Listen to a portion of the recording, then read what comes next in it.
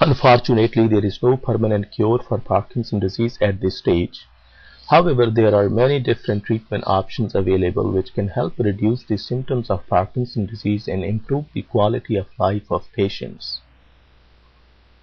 Medications are the mainstay of treatment of Parkinson's disease.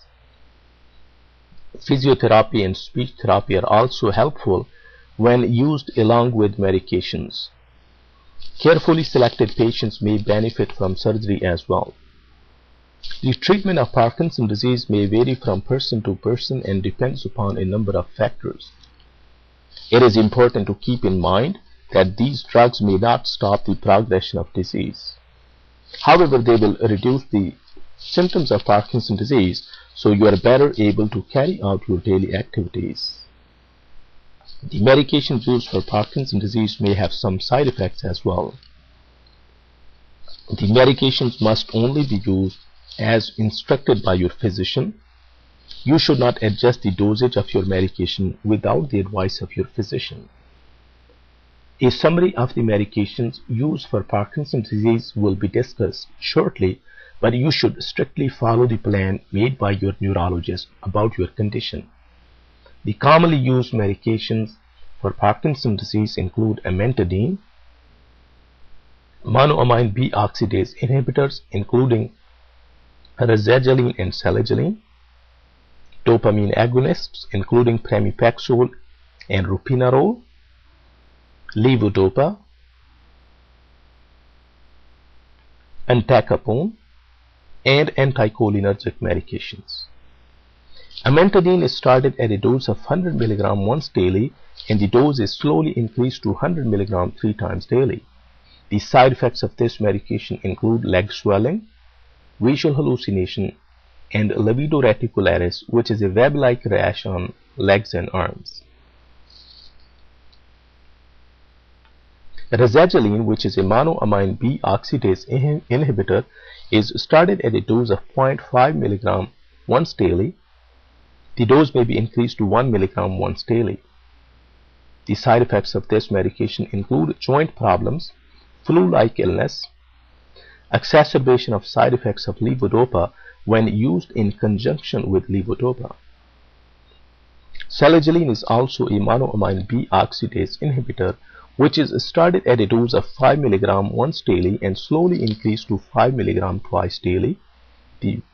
The last dose of this medication should not be taken later than afternoon. If the last dose of this medication is taken in the evening, it may cause trouble falling asleep.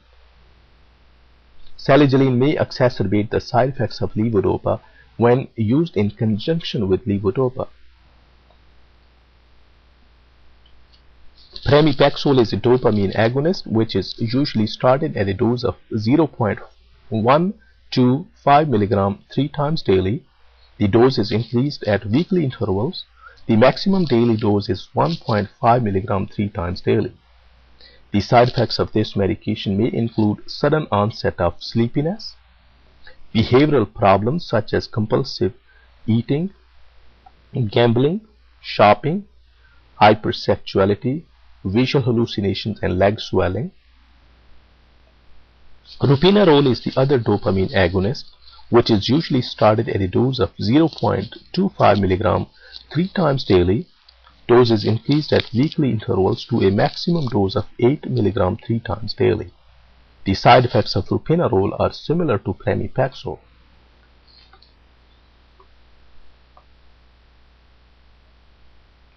Levodopa is usually started at a dose of 100 over 25 mg.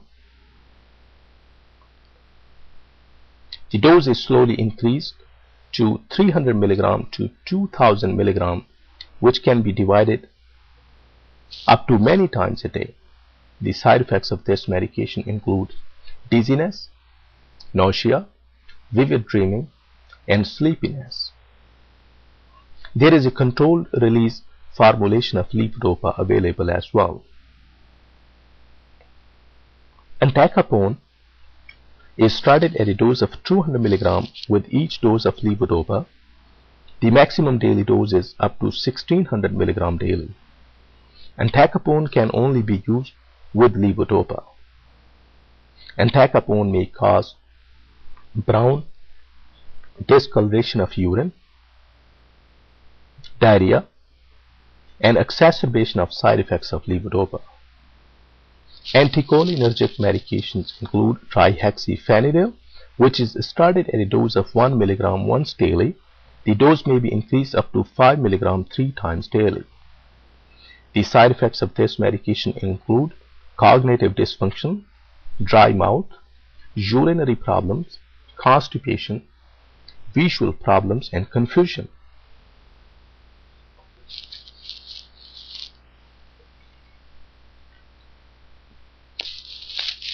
The medications for Parkinson's disease should be taken at a fixed time every day and in right dosage as instructed by your physician.